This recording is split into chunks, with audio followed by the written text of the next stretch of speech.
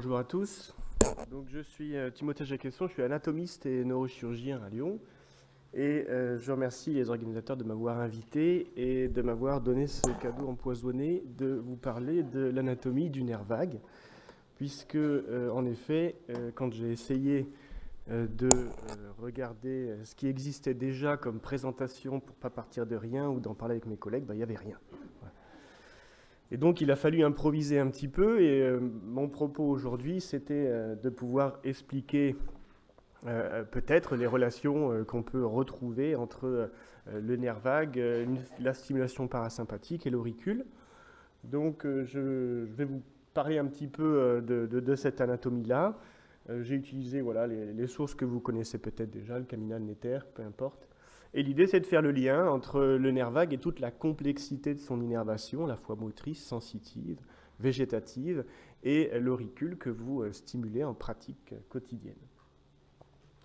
Si j'ai bien compris, on est dans un endroit un peu pionnier, puisque l'auriculothérapie a été surtout développée dans les années 50 à Lyon, et donc je suis très heureux d'être invité dans cette journée de formation à l'auriculothérapie à Lyon, on va dire presque 60-70 ans après.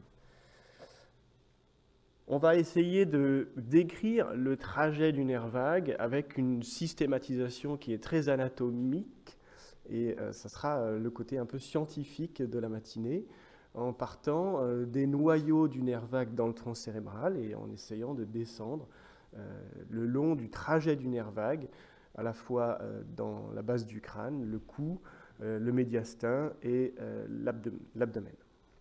Et peut-être je parlerai un peu d'auricule, mais je crois que vous serez plus fort que moi là-dessus.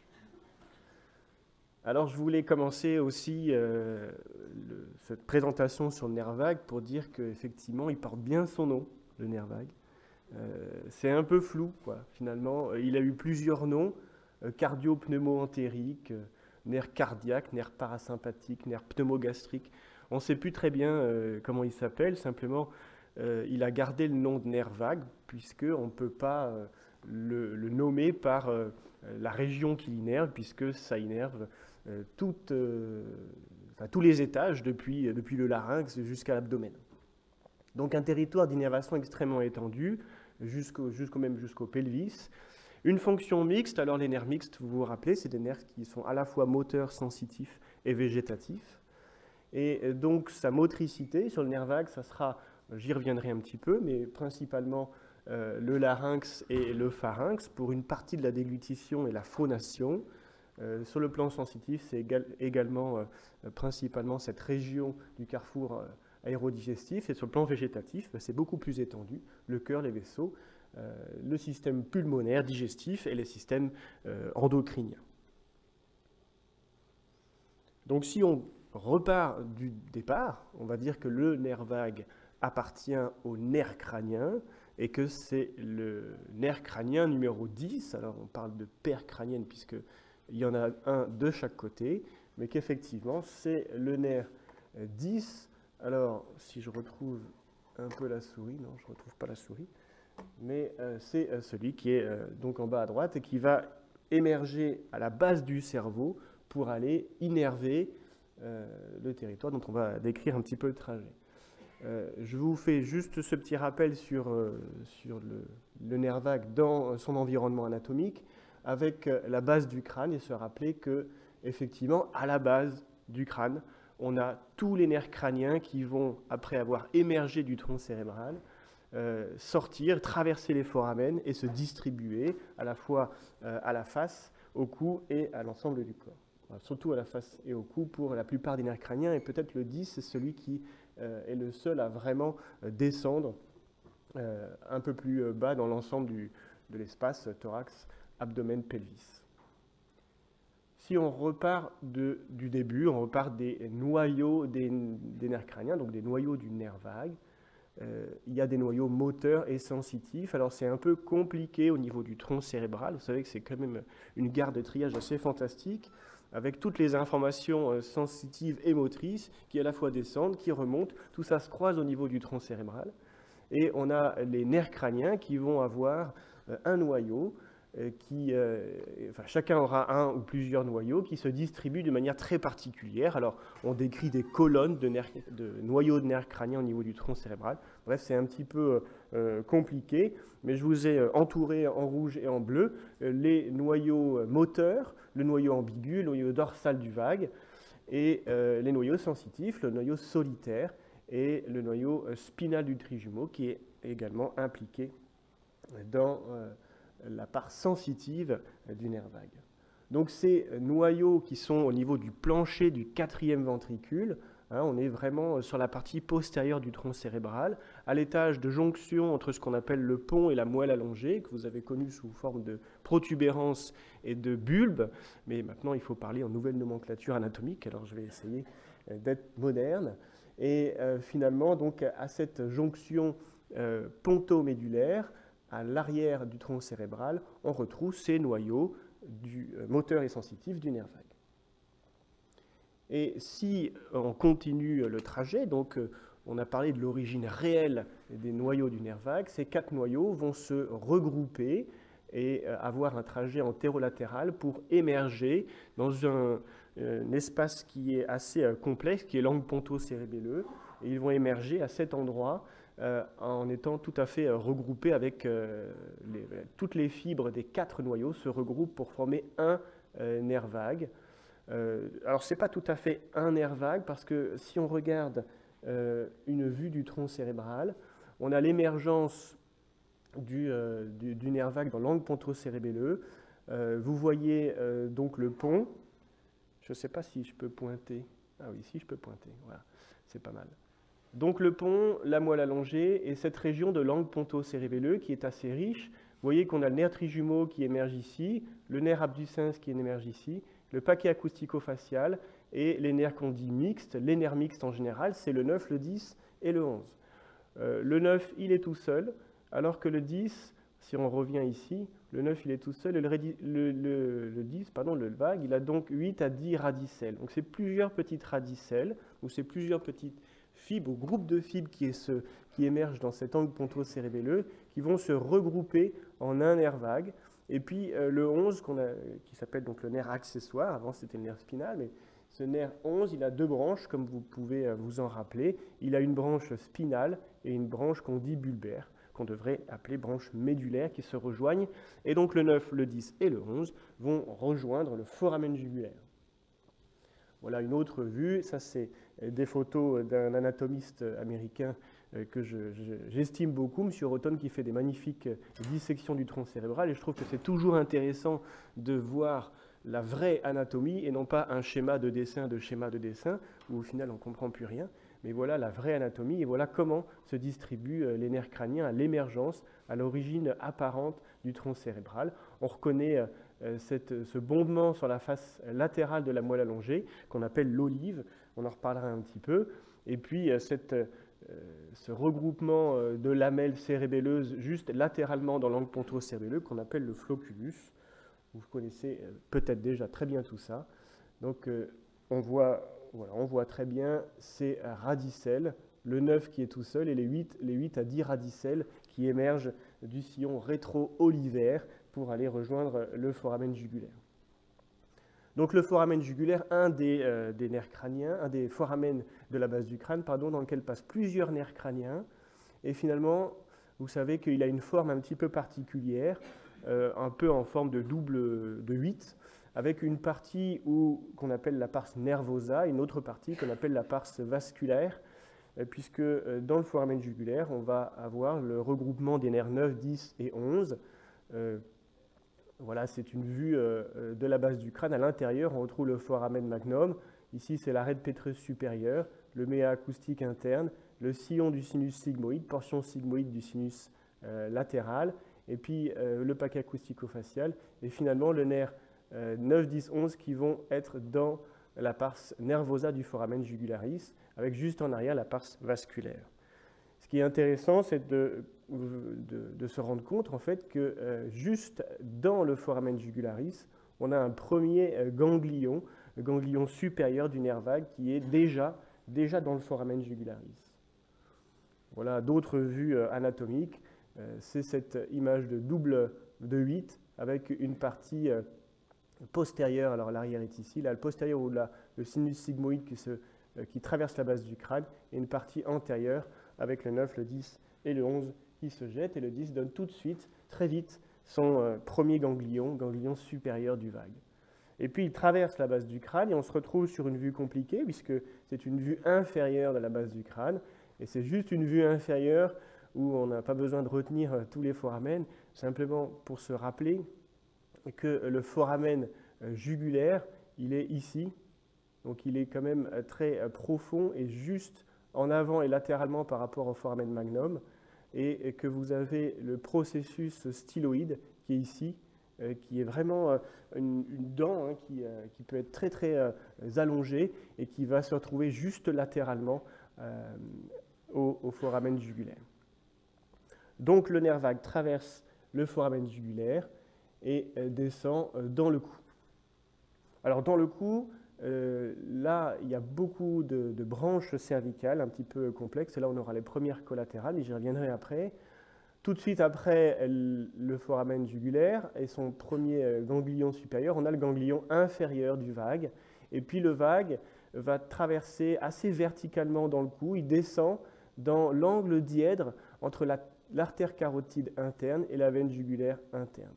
Donc il est exactement dans cette gaine jugulo-carotidienne au niveau de la carotide interne et la veine jugulaire interne. Alors c'est important parce que finalement ce vague il est très palpable et très superficiel dans son trajet cervical.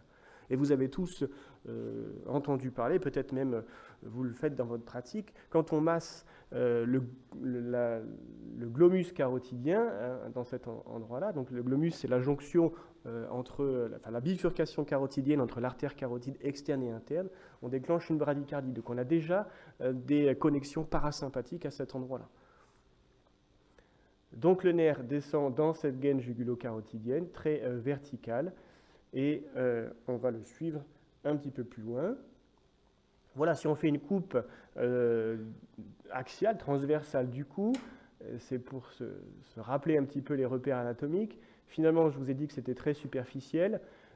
Ici, on est plutôt bas, hein, on est plutôt au niveau de C6, C7.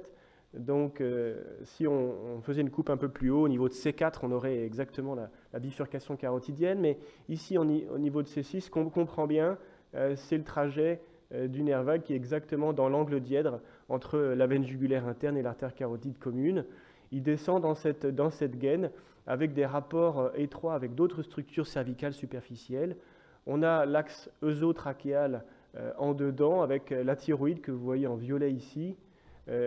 Au-dessus, qui recouvre cette gaine jugulo-carotidienne, bien évidemment, on a le sternocléidomastoïdien, hein, qui est tous notre repère quand on veut aller chercher la palpation de la carotide, palpation du pouls cervical, par exemple.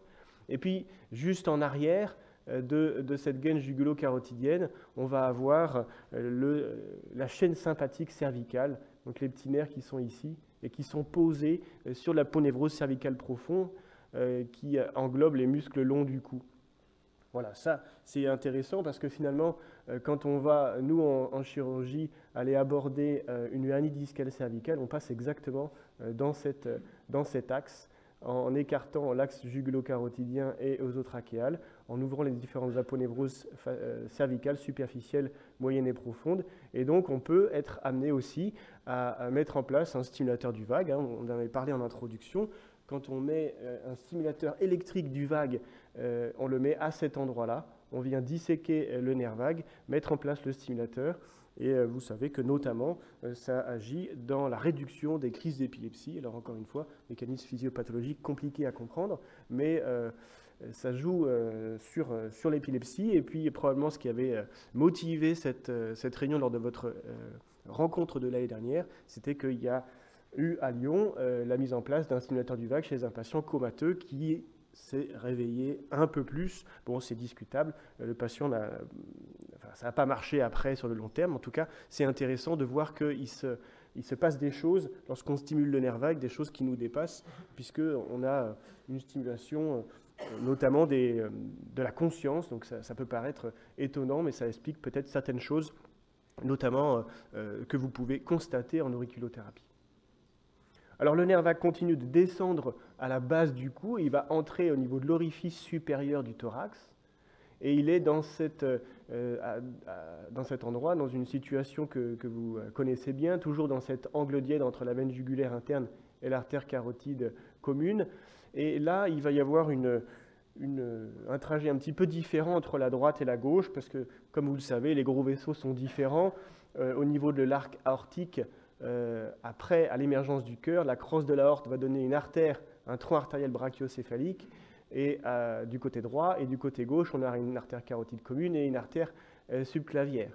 Et donc le nerf vague va donc se diriger différemment du côté droit par rapport au côté gauche, du fait de cette disposition particulière des gros vaisseaux, avec une anse laryngée inférieure, anciennement récurrent, qui passe sous le tronc artériel brachiocéphalique du côté droit, mais sous la crosse de l'arc aortique du côté gauche. Donc une disposition un petit peu particulière à l'orifice, à l'entrée du thorax.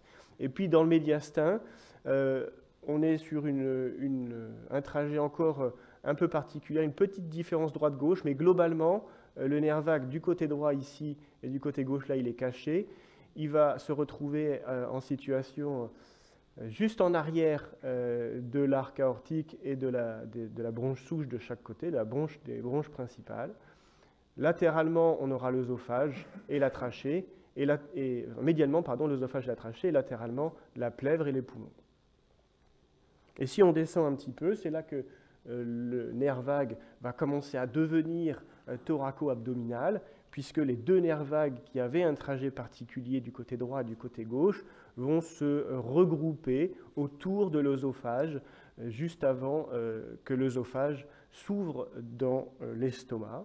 Et donc on a la formation d'un plexus œsophagien autour de l'œsophage, avec un tronc vagal antérieur et un tronc vagal postérieur qui viennent respectivement du nerf vague gauche et du nerf vague droit. Et ce plexus œsophagien va continuer de se distribuer à tout le système digestif, l'estomac bien sûr, mais aussi au foie, à la vésicule biliaire, au pancréas, à l'intestin grêle, au côlon ascendant, aux reins et aux gonades. Avec une petite particularité, puisque le côlon descendant est sigmoïde et le rectum ne sont pas innervés par le nerf vague. Alors après avoir décrit ce trajet depuis la base du crâne jusqu'à l'abdomen et au pelvis, je vous raconte un petit peu ces collatérales, ces branches collatérales. Donc on parle de rameaux en nouvelle nomenclature anatomique, et donc on a plusieurs rameaux qui vont nous intéresser en auriculothérapie. Le premier rameau étant un rameau méningé, donc c'est une petite branche du nerf vague qui va naître juste au-dessus du ganglion supérieur. Donc on est encore dans la base du crâne, et effectivement, il y en a encore dans la base du crâne. Et ce rameau méningé va donc innerver la dure mère de la fosse crânienne postérieure. Il est aussi accompagné de fibres C1-C2. Ça peut expliquer des douleurs projetées dans le territoire C1-C2 si on devait stimuler la dure mère de la fosse crânienne postérieure. Alors celui-là, c'est celui qui va peut-être le plus nous intéresser aujourd'hui. C'est le rameau auriculaire. Et il naît directement du ganglion supérieur du vague. Il va être accompagné d'un petit rameau du nerf 9. Et il va traverser le foramen jugulaire pour aller rejoindre la région de l'oreille externe pour innerver la paroi. On y reviendra parce que ce n'est pas tout à fait clair, mais c'est plutôt la paroi inféro-postérieure du conduit auditif externe, un peu de tympan et la conque.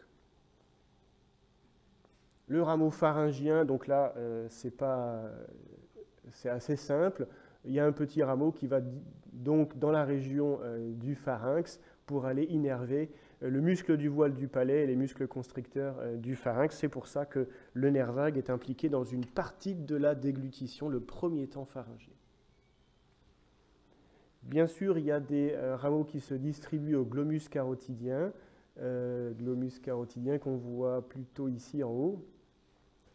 Finalement, ce sont des fibres qui naissent du ganglion inférieur et qui vont s'anastomoser avec des fibres du nerf 9 et du tronc sympathique cervical.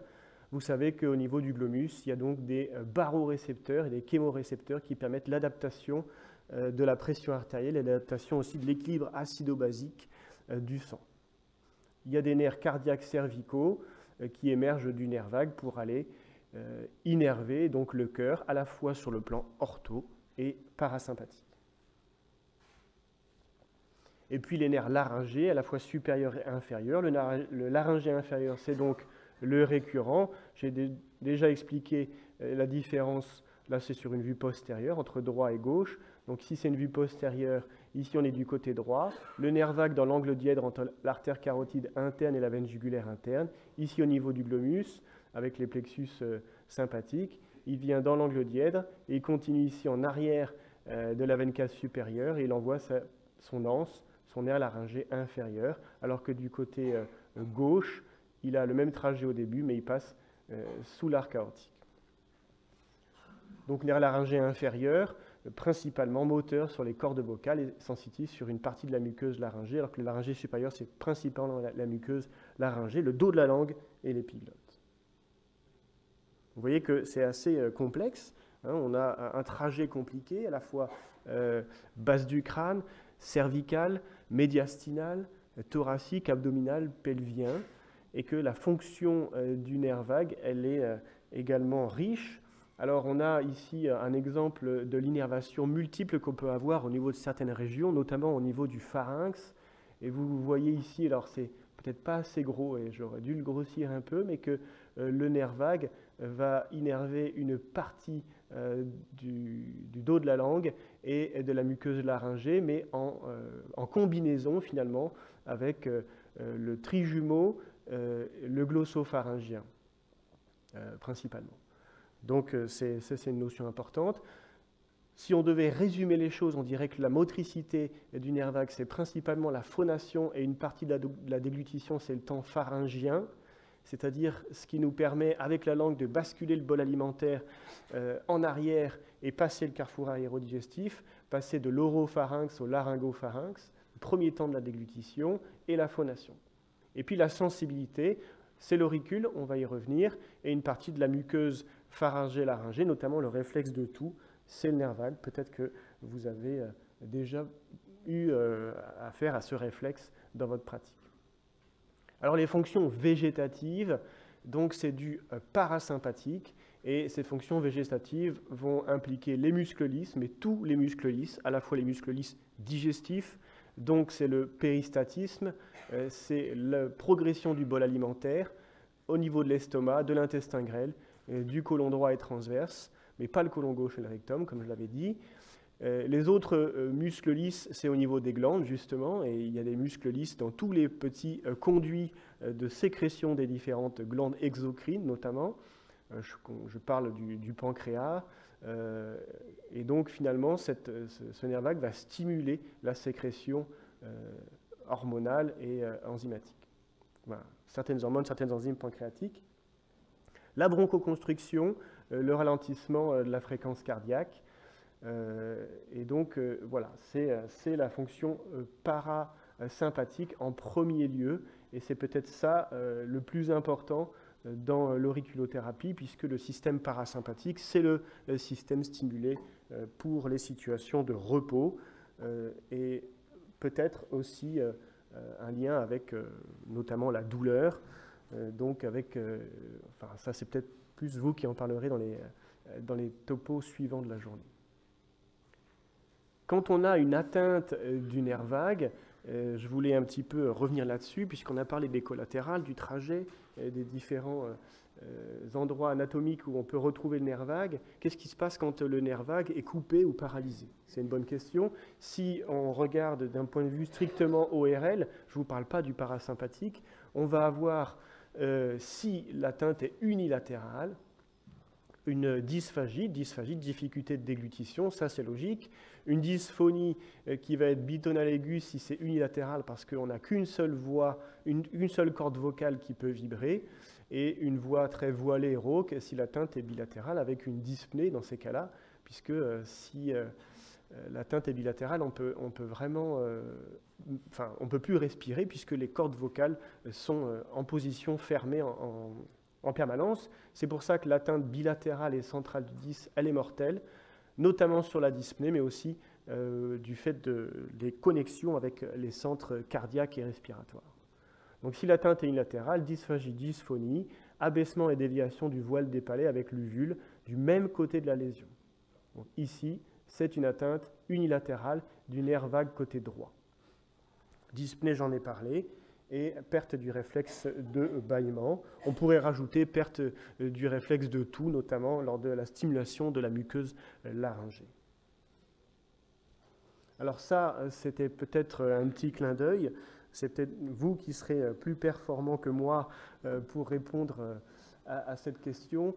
Où est la conque, où est le tragus, l'antitragus? Bon, vous savez très bien ça, j'y passe rapidement. Tragus, antitragus, la conque, l'hélix, l'antélix et toutes les autres structures. Alors c'est très simple puisque si on passe après, je vous ai mis les numéros pour pouvoir vous retrouver. La fosse triangulaire, la gouttière du scaphoïde ici en arrière. Cette zone voilà, qu'on retrouve ici avec voilà, cette fosse triangulaire. L'hélix, l'antélix, toutes ces régions de l'auricule, c'était un tout petit rappel parce que je pense que vous allez beaucoup le revoir aujourd'hui. Ce qui nous intéresse dans l'anatomie de l'auricule, c'est peut-être une déviation sur mon topo de l'anatomie du nerf vague, mais je pense que c'est important, c'est de se dire, ok d'accord, on va stimuler l'auricule dans différentes parties de l'auricule, mais quels sont les nerfs qui sont vraiment stimulés dans ces cas-là?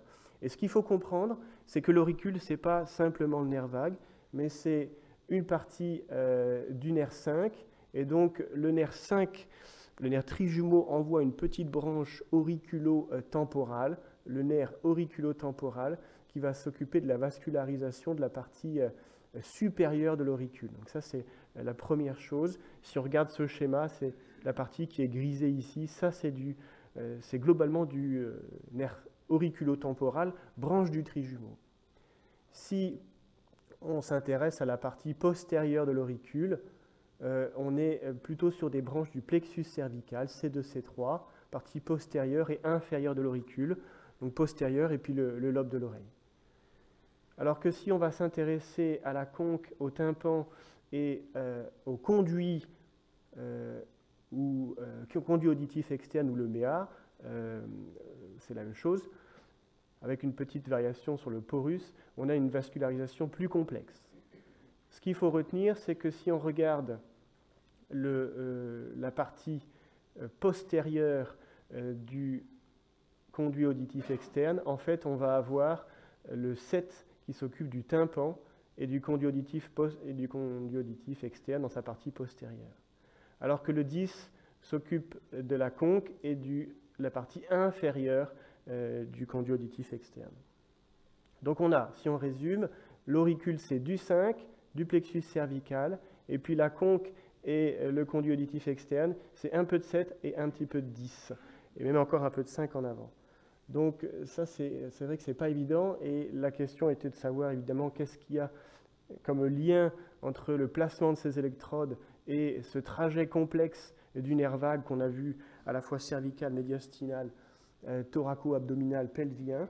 Et qu'est-ce qu'on stimule, comment ça se déroule. Et mon topo aujourd'hui, c'était de vous faire comprendre qu'il y a probablement des connexions entre la stimulation sensitive de l'auricule avec ces nerfs crâniens qui vont envoyer des afférences au niveau du tronc cérébral.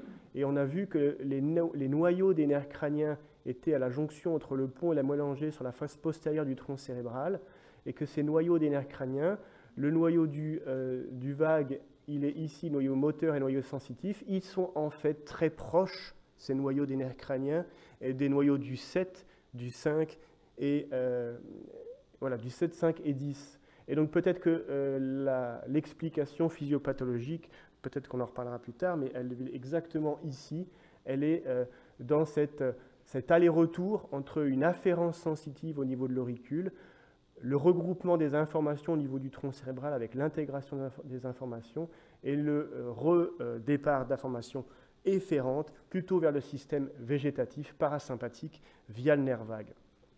Voilà, j'espère que vous avez compris un petit peu plus d'anatomie du nerf vague et voilà, je vous remercie de votre attention.